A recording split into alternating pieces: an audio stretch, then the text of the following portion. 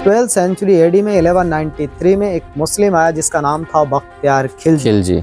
उसी ने नालंदा विद्यापीठ को डिस्ट्रॉय कर दिया, तो 6 मंथ बर्न। तो नालंदा यूनिवर्सिटी में 9 मिलियन बुक्स थे सर, 90 लाख किताबें। अच्छा, जिसको जलने में 6 महीने लगे। 6 महीना लगा।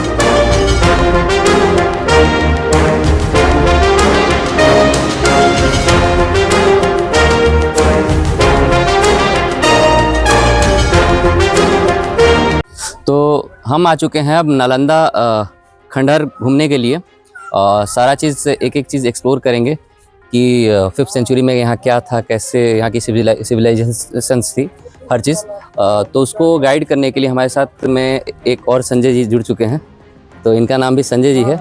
तो आगे ये हमें गाइड करेंगे कि यहाँ क्या थी, क्या चीज़ें थी, और हमारे लिए क्या इतिहास कैसे बन गई है, उसके बारे में ये एक्सप्लोर करेंगे, तो बताएंगे हमें। तो बताइए संजय जी कुछ। मेरा नाम संजय कुमार है, मैं नालंदा का लोकल टूरिस्ट गाइड हूँ और आप सभी लोग को नालंदा में स्वागत है। और मैं एक छोटी सी बातें बोलने के लिए आप लोग से इजाज़त ले रहा हूँ। हो सकता हूँ क्योंकि कहा गया है टूरिस्ट ऑलवेज राइट होते हैं, अतिथि देवो भव। और मैं कभी यह नहीं सोचता हूँ कि मैं सबसे ज़्यादा जानकार हूँ। तो बहुत सारे लोग नालंदा घूमने आते हैं, लेकिन नालंदा का मीनिंग से नहीं पता होता है, क्योंकि हर नाम के पीछे कोई न कोई मीनिंग छिपे होते हैं। तो इसका नाम था नालंदा महाविहारा। अच्छा। महाविहारा शब्द है वो पाली लैंग्वेज है। अच्छा। और पहले पढ़ाई होता था पाली में, संस्कृत में, प्राकृत लैंग्वेज बोल सकते हैं। तो नालंदा को हम लोग डिफिनेशन करेंगे तो फर्स्ट वर्ड होता है नालम, और सेकंड वर्ड होता है दा। नालम प्लस दा, नालंदा। तो नालम का अर्थ होता है कमल, जो lotus flower, symbol of knowledge. और सेकंड वर्ड हो गया दा। दा का अर्थ होता है देना, टू गिव नॉलेज। वह स्थान जहाँ फ्री ऑफ कॉस्ट ज्ञान रूपी दान दिया जाता था, उसी स्थान को नालंदा कहते हैं। ये बात है। और सर, आप हमसे क्वेश्चन कर रहे हैं कि नालंदा के बारे में आप किस एविडेंस पे बता रहे हो। तो नालंदा का जो भी इंफॉर्मेशन प्राप्त होता है वो अकॉर्डिंग टू ह्वेनसांग डायरी। अगर ह्वेनसांग की डायरी नहीं मिलती तो नालंदा नहीं मिलता सर। सही बात। ठीक है। आज के लोगों को कैसे पता चलता उसके बारे में। तो वो डायरी सर 1861 में मिला था, 1861 ईस्वी में। और वो डायरी में नालंदा का मेंशन था। अच्छा। और वो डायरी कहती कि Nalanda 7 mile long and 3 mile wide था, क्योंकि उसमें किलोमीटर नहीं चलते थे, माइल चलते थे। और 1 माइल बराबर 1.6 होता है। तो लगभग नालंदा 11 किलोमीटर। उसी का ये 10% पार्ट है जो एक्सकवेट करके निकाला गया है। 90% स्टील अंडरग्राउंड है और 90% पे मोर देन 20 विलेज है।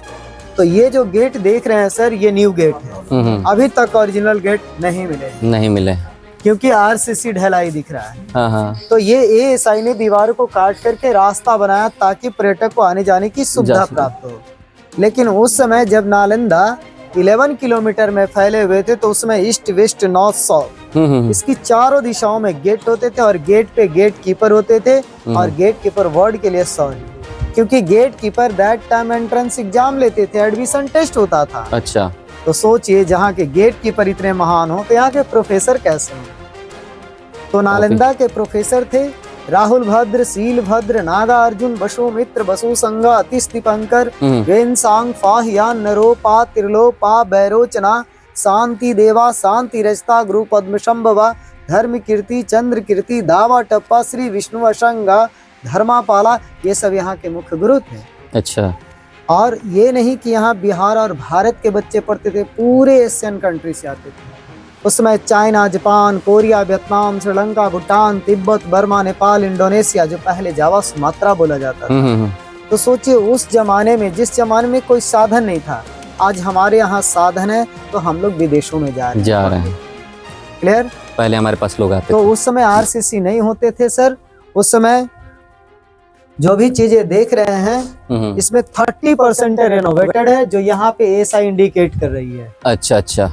क्योंकि एएसआई हमेशा मॉन्यूमेंट्स को सुरक्षित रखने के लिए समय के अनुसार रेनोवेशन का काम। ये ईंटें बाद में लगाई गई। हाँ, ये न्यू ब्रिक्स हैं। हाँ, पुरानी वाली तो बड़ी थी ना। और ये जो देख रहे हैं, ये बंट ब्रिक्स हैं, जो ओल्ड ब्रिक्स हैं सर। अच्छा। लेकिन उस जमाने में सीमेंट नहीं होते थे, तो क्या मटेरियल डाल करके इस दीवारों को बाइंडिंग का काम किया गया है। तो लाइम स्टोन और शुगर केन, अच्छा। और ऐसे बिहार की भाषा में 5 तत्वों का मिश्रण है। चूना, सुरकी, बेल का गम, उड़द का दाल और गन्ने का रस, जिसको गुड़ छुआरा। ये बहुत लॉन्ग लास्टिंग होता था उसमें। सोचिए उस जमाने में सर, आज हम लोग को खाने के लिए नहीं मिलता है, और उस जमाने में। इसका मतलब है कि इस जो ब्रिक्स जो देख रहे हैं इसमें मैन पावर ज्यादा है। है ना, क्लियर। तो ये जो गड्ढे देख रहे हैं ना सर, ये गड्ढे नहीं है। अच्छा। ये ईच रूम, ईच स्टूडेंट, ये लिविंग रूम्स है। अच्छा अच्छा। और ये देखिए डोर हैं, दरवाजे हैं, देखने से तो लग रहा है डोर। और ये जितना दिख रहा है उतना, और ये डीप है। अच्छा। अगर आपको यहाँ से भी क्लियर नहीं होता तो वो सीधा डोर दिखता है। इस साइड नीचे की ओर डोर दिख रहे हैं, यहाँ भी डोर दिख रहा है, और इस लेवल को मिलाते तो स्पष्ट होता है कि हम लोग मिड इन नालंदा फर्स्ट फ्लोर पे। तो कोई अगर आपसे ये पूछता है कि नालंदा का फाउंडर कौन थे, तो नालंदा के फाउंडर थे कुमारगुप्त, जो 5th सेंचुरी एडी, जो ये लेवल से। ठीक है। फिर सेकंड किंग आए हर्षवर्धन 7th सेंचुरी एडी में, तो फिर से इसको रिबिल्ड किया 1 फ्लोर। फिर थर्ड किंग आए देवपाल 9th सेंचुरी एडी में, तो यह स्टेयर से ऊपर 1 फ्लोर और। तो Gupta period, Harsha period and पाला पीरियड। अच्छा।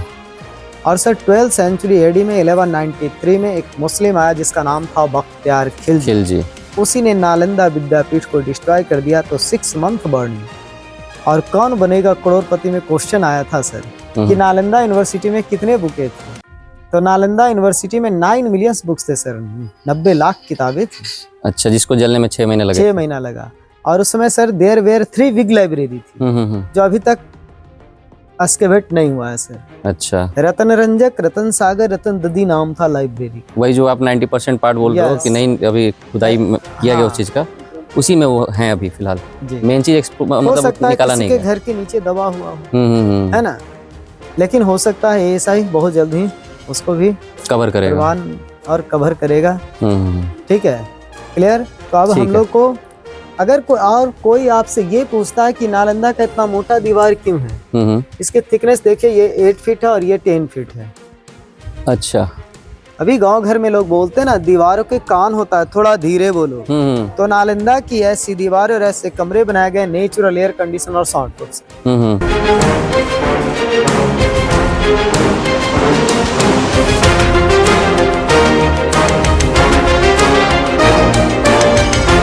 का ब्लूप्रिंट है सर। अच्छा। यानी कि जो भी एक्सकेवेट हुआ उसी का ये मैप है। यहाँ लिखा हुआ plan of the excavated remains at Nalanda. तो अभी हम लोग यहाँ से इन किया और इस पॉइंट पे आके स्टॉप किया। ओके। तो सीधा भेगी। तो कैसे 1 2 प्लेटफॉर्म दिख रहा है, 1 2 है ना, इनसाइड 1 2 3 देखिए 1 2 3 प्लेटफॉर्म दिख रहा है ना। तो जहाँ कहीं भी आपको इर्द गिर्द प्लेटफॉर्म दिख रहा है, पेशाब योगा सेंटर है, मेडिटेशन सेंटर। यहाँ लिखा हुआ है sir site of temple number 3 before excavation.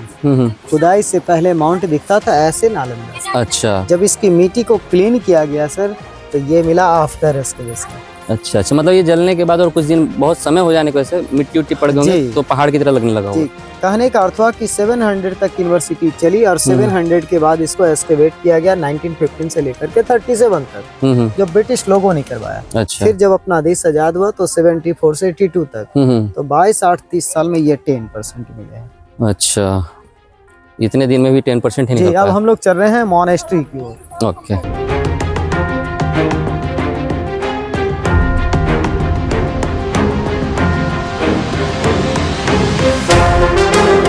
हम लोग मॉनेस्ट्री में इन किए। अच्छा।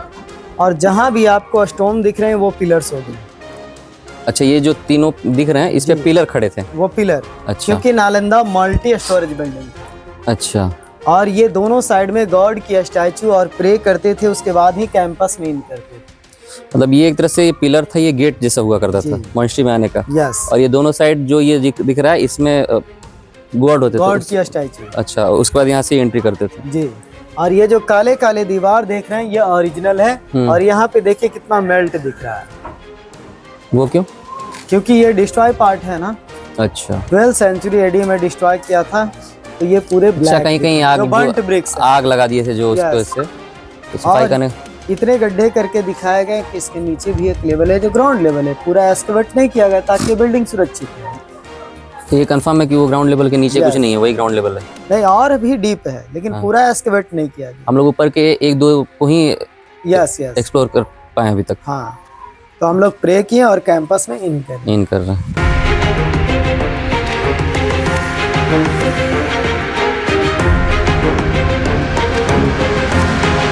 ये इधर बीच भी 20 साल 15 साल में कुछ टूट गया है क्या इसमें से? वो तो समय के अनुसार रेनोवेशन का काम। ये सारे कमरे हैं। ये जो बन रहे हैं ये कुछ ये सीमेंटेड है सर, ये एएसआई का काम है। अच्छा, पानी वानी निकलने के लिए? जी, ड्रेन।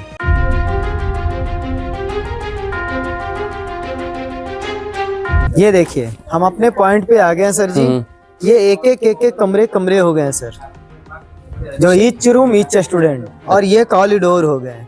अच्छा, इस कॉरिडोर से होते हुए सारे कमरे ऐसे लगे हुए हैं Yes. साइड से सर। और कमरे 10x10 का स्टैंडर्ड साइज माना जाता है सर। तो इसमें उस समय के स्टूडेंट रहते थे या टीचर को? इसमें स्टूडेंट और प्रोफेसर दोनों। अच्छा। और each room each student each hostel each subject wise ये ब्लॉक है सर। अच्छा, मतलब जैसे अब हम लोग डिवीजन बनाते हैं कि साइंस डिपार्टमेंट का है, वो ज्योग्राफी डिपार्टमेंट का, उस हिसाब से यहाँ भी डिपार्टमेंट बना होता था। यस। तो जो जिस डिपार्टमेंट का होता था उस डिपार्टमेंट उस कॉरिडोर उनको दिया जाता था। जी, मोनेस्ट्री। और ये डोर होते थे, आरसीसी ढलाई वहाँ वुडन होते थे, और ये डोर स्टॉपर हो गया। अच्छा। और ये दीपक के लिए। और कमरे की दीवार की जो थिकनेस है वो 6 फीट है। ये किस चीज के लिए है? ये दिया आला के लिए सर। तो इसमें अंदर स्पेस कैसे दिया हुआ है? वो स्पेस दिया हुआ कुछ रखने के लिए। अच्छा। और ये हो गया कमरा 10x10 का, जो कि स्टैंडर्ड साइज माना जाता है। इसका भी 3 लॉजिक है, या तो बुक, या तो सेल्फ, या तो गॉड की स्टैचू। मतलब एक तरह से अलमीरा कह सकते Yes, हैं। yes, उस टाइम में हाँ। ये चीज अलमीरा हुआ करता था उस समय, है ना? ये अलमीरा हो गया। तो और इस तरह से पॉइंट पे दीप के लिए हो गया। जी, इस तरह से 10,000 स्टूडेंट के लिए और 2,000 प्रोफेसर के लिए। लेकिन बहुत जगह बुकों में मेंशन ऐसा भी होता है कि प्रोफेसर का 1,500 भी है। अच्छा। तो उसमें भी हम रेशियो निकालते हैं तो 7:1। अच्छा, तो मतलब एक रूम में एक ही आदमी रहता था कि प्रोफेसर और स्टूडेंट एक साथ? एक रूम में एक रहते थे, लेकिन ऊपर का जो पार्ट मिला है सर, ठीक है, उसमें सेकंड का भी जिक्र होता है, यानी कि एक कमरे में 2 बच्चे का भी जिक्र, थोड़ा बड़ा सीनियर जूनियर का। अच्छा, थोड़ा बड़ा होगा वो। यस।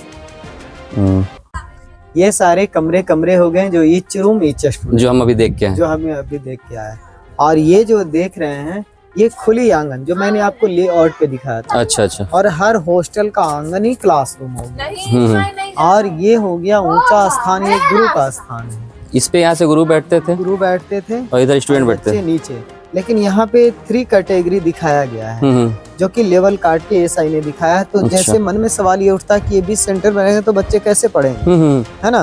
तो ये देखिए, ये सेमी सर्कल दिख रहा है, ये देखिए सेमी सर्कल है ना। हाँ। जिससे साबित होता है कि इसके ऊपर ये बना हुआ है। अच्छा। क्योंकि मैं पूरा सेमी सर्कल बाहर में आपको दिखा दूंगा। हाँ। क्योंकि किसी भी हॉस्टल में नहीं है, सभी में ये फ्लैट है। अच्छा, ठीक है। ये सेमी सर्कल का क्या बता रहे हो आप? मतलब धनुष, यानी कि फर्स्ट किंग का प्रतीक चिन्ह है। अच्छा। जो कुमार गुप्त का। हाँ। ठीक है। और वो रहा ओरिजिनल ड्रेन। अच्छा। कभी भी नालंदा, ये कितना भी बारिश क्यों ना हो, नालंदा में आपको पानी नहीं दिखता है। शुरू से ये स्ट्रक्चर ऐसा था।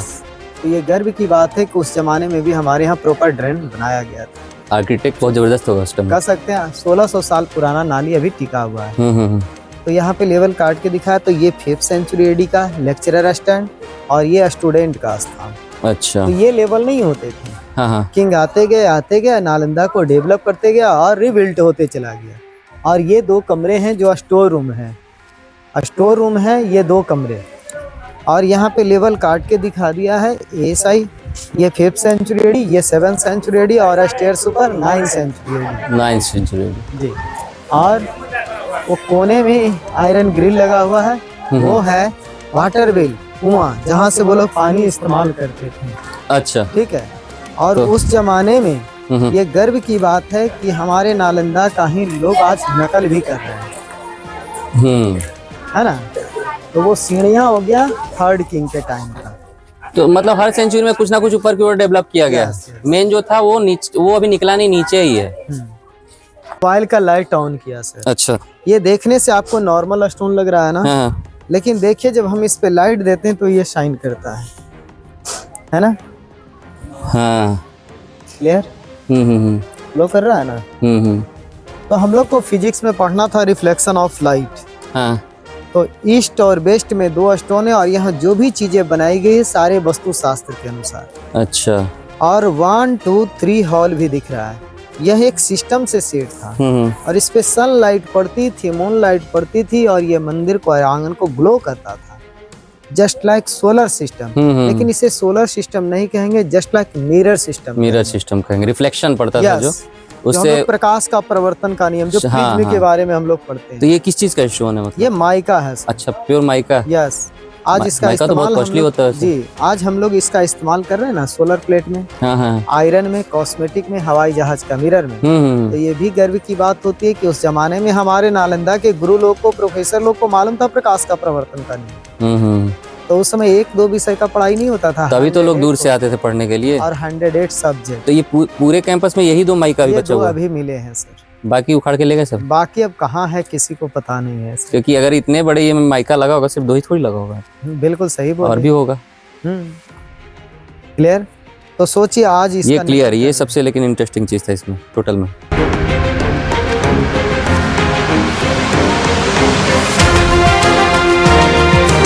Each room, each student, each hostel, each subject और ईच वेल, जो कि ये वाटर वेल हो गए उस जमाने में नेचुरल सोर्स, क्योंकि उस समय तो मोटर सिस्टम था नहीं। तो ये कह सकते हैं कि उस जमाने का ओरिजिनल वाटर वेल है, कुआं है, जिससे हम लोग पानी पिया करते थे। क्योंकि मैं नालंदा को जब भी देखता हूँ तो मैं अपनी अंदर भावना से देखता हूँ, इसलिए हमारा शब्द यूज कर लेता हूँ। हाँ,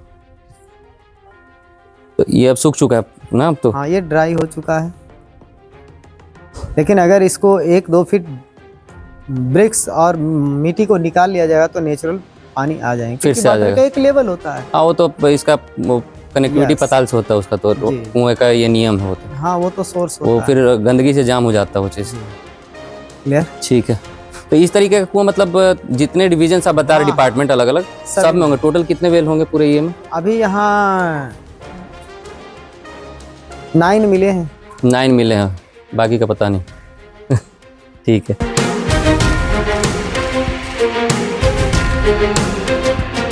नंबर 1 में सर स्टोर रूम मिला है। यहाँ से जले हुए चावल मिला है और बड़ा बड़ा हांडी मटका मिला है, इसलिए इसको स्टोर रूम बोलते हैं। और ये जो दीवारें रेनोवेटेड है। अच्छा, बाद में इस दीवार को जो बाहर से दीवार दिख रहा है ये रेनोवेटेड है। और यहाँ पे ऐसा इंडिकेट करती है 51, 52 ये न्यू ब्रिक्स और ये ओल्ड ब्रिक्स हैं। और यहाँ पे जो भी देख रहे हैं ये सारे ओरिजिनल स्ट्रक्चर है। इसको आर्क एंगल डोम शेप बोलते हैं। आर्क एंगल डोम शेप में क्या होता है, अपनी घर की जो रूफे होती है पूरी रूफे फ्लैट होती है, पूरी छत पे बेट होती है। लेकिन आर्क एंगल डोम शेप में क्या होता है कि ये दीवारों पे डिस्ट्रीब्यूट हो जाता है। अच्छा। आज इसका नकल हम लोग कर रहे हैं ब्रिज में, टनल में, बस की छतें, ट्रेन की छतें, हवाई जहाज की भी छतें इसी शेप में। ये 1300 साल पुराना है, अभी तक ये टिका हुआ। हर्षवर्धन। तो ये खुदाई में कब मिला? जी, ये खुदाई में ब्रिटिश लोगों के टाइम में ही मिला। और ये सब जो काले काले देख रहे हैं ये ओरिजिनल जले हुए हैं जो बंट ब्रिक्स हैं। मतलब किस हद तक वो लोग जला दिए होंगे कि इसमें हर चीज जो है, मतलब इतना आर्कियोलॉजिकल डिपार्टमेंट क्लीन करती है हर चीज को, उसके बाद भी ये चीज रह गया।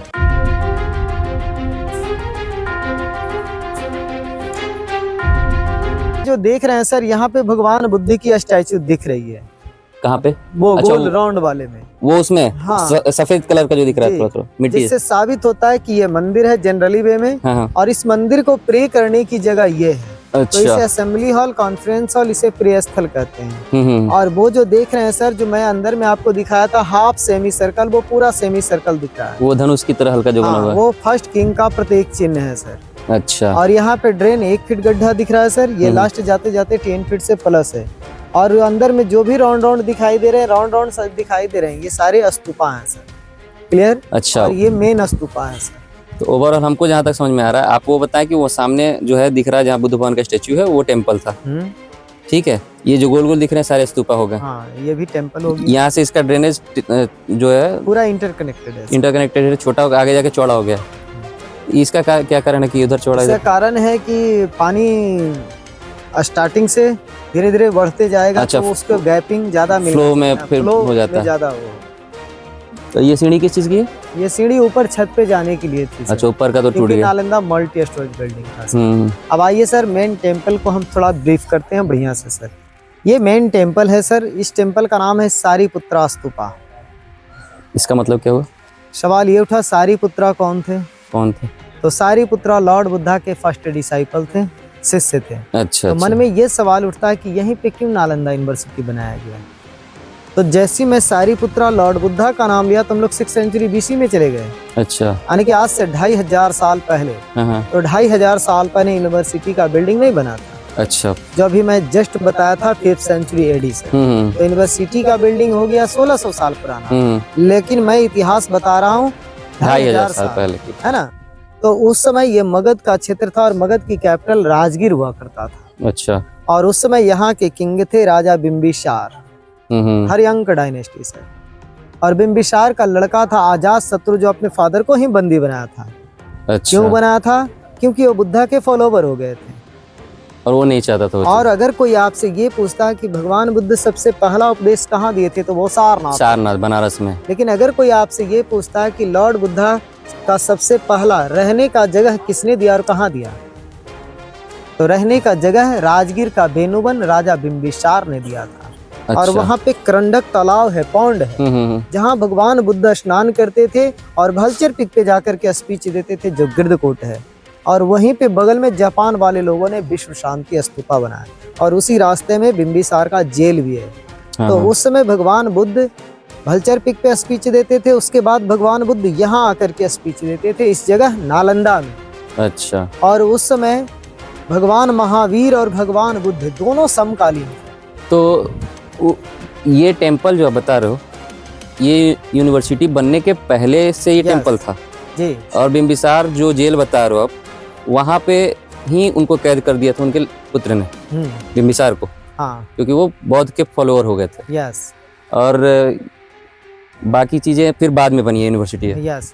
तो उस समय भगवान बुद्ध ने 2 लोकल शिष्य बनाया था। एक को राइट हैंड, एक को लेफ्ट हैंड। एक का नाम सारीपुत्रा और एक का नाम महामोगलाइन। तो सारीपुत्रा के बारे में बताया जाता है कि जिस घर में जन्म हुआ था उसी घर में उनकी निर्वाण प्राप्ति हुई। मतलब यानी कि जहाँ जन्म हुआ वहीं उनकी डेथ भी हुई है। अच्छा, अच्छा। तो सारीपुत्रा का ये बर्थ पैलेस और ये डेथ पैलेस। अच्छा, ये बर्थ पैलेस हो गया। यस। और महामोगलाइन डेथ पैलेस यही हो गया, सांची, सेकंड डिसाइपल। ऐसे लॉर्ड बुद्धा के 5 डिसाइपल मुख्यतः रूप से। तो उनके तो 5 शिष्य थे, उसमें से 2 पहले शिष्य थे, जो एक सारीपुत्रा, हाँ, एक महामोगलाइन जो सांची स्तूप, एक गुरपा है गया में है। अच्छा, ठीक है। तो ये बाकी जो 5 थे, पहला उद्देश्य उन्होंने सारनाथ में दिया था। वो तो, और बाकी चीजें यहाँ पे जो 2 शिष्य पहले थे उनका यहाँ पे है। तो कहने का अर्थ हुआ कि स्तूप वर्ड आपको कहीं भी मिलेंगे तो स्तूप के अंदर जाने का रास्ता नहीं होता है, डोर दरवाजे नहीं होते। वहाँ भी सारनाथ में स्तूप है, उसमें भी नहीं। कहीं भी आप चले जाइए दुनिया के किसी भी कोने में, और जितने भी आप एंसेंट स्तूपा पढ़ेंगे, ये सारे स्तूप सम्राट अशोक ने बनाया। तो ये भी स्तूपा सम्राट अशोक भी तो कलिंगा युद्ध, जब कलिंगा युद्ध कर लिए थे, तो हमको जहाँ तक नॉलेज, उसके बाद वो मारकाट से बहुत, हाँ, मारकाट से बहुत विचलित हो गए थे, बहुत ज्यादा काटवट कर दिए थे। तो उसके बाद वो बौद्ध धर्म अपना लिए थे। जिसके बाद जाके वो सारनाथ में उन्होंने वो सारनाथ ये हो गया, सांची हो गया, कुशीनगर हो गया, वैशाली हो गया, है ना। अदर जगह पे उन्होंने धर्म प्रचार प्रसार के लिए सारे एशियन कंट्री भी विजिट किए थे। मतलब जहाँ जहाँ स्तूपा है, एक तरह से देखा जाए तो अशोका का ही बिल्डअप करवाया हुआ है, पैटर्न उन्हीं का दिया हुआ है। हाँ, क्योंकि बौद्ध धर्म में मूर्ति पूजा नहीं होता। बौद्ध धर्म जब 2 भागों में बटा, एक हीनयान और एक महायान। महायान जब आया कनिष्क के टाइम में, तब जाके बुद्धिज्म में मूर्ति पूजा आया। ये स्तूपा 7 लेयर में बनाया गया। मैं 3 फेज आपको दिखा रहा हूँ स्टेयर्स के माध्यम से। ये फर्स्ट स्टेयर जो दिख रहा है ये कुमार गुप्त का है। अच्छा। ये सेकंड स्टेयर ऊपर जारी है, ये हर्षवर्धन का है। और ये third stair Devpal 9th century. तो ये गोल जो दे राउंड वाले जो दिख रहे हैं, ये कॉर्नर पे भी था। तो कह सकते हैं 40% ये डिमोलिश पार्ट है, 60% बचा हुआ है। अच्छा। तो यहाँ से लेकर के ये सारे टेम्पल लाइन हो गए। ये पूरा स्तूप जैसा था क्या? ये स्तूप ही है। वो टूट जाने की वजह से, डेमोलिश हो जाने की वजह से ये सब हो गया, ऐसा दिखता है।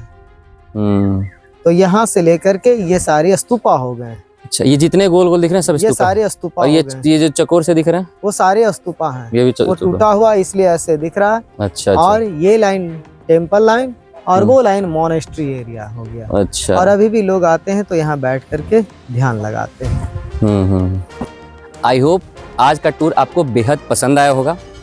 अभी हमने जो चीज़ें देखी वो करीब 2500 साल पहले की थी और ये सारी चीज़ें डिमोलाइज होने के बाद इस तरीके से दिख रही हैं। तो उस समय में हम लोग इस चीज़ को यहाँ पे आने के बाद ये सोच सकते हैं या आप ये कह सकते हैं कि पिछले समय में क्या था और अब क्या है। ये दोनों सेंचुरी को आप जब जोड़ने का कोशिश करोगे तो हमारे ख्याल से उस समय के लोग ज़्यादा तेज़ थे। तो ओवरऑल आज का टूर जो था पूरे नालंदा यूनिवर्सिटी पे था हमारे। अब ये भले ही खंडहर हो गया हो लेकिन उस समय का ये एक यूनिवर्सिटी था जो कि यहाँ पे दूर दूर से लोग पढ़ने आते थे और काफ़ी अच्छी अच्छी चीज़ें यहाँ पे सिखाई जाती थी। हर डिपार्टमेंट की उस समय में यहाँ पे पढ़ाई हुआ करती थी। तो आपको अगर ये वीडियो पसंद आया हो तो इस वीडियो को ज़रूर लाइक कर दें और आप अपना कुछ वैल्यूएबल फीडबैक देना चाहते हैं तो कमेंट बॉक्स में ज़रूर लिखें। और आज के लिए बस इतना ही। Thank you, thanks for your time.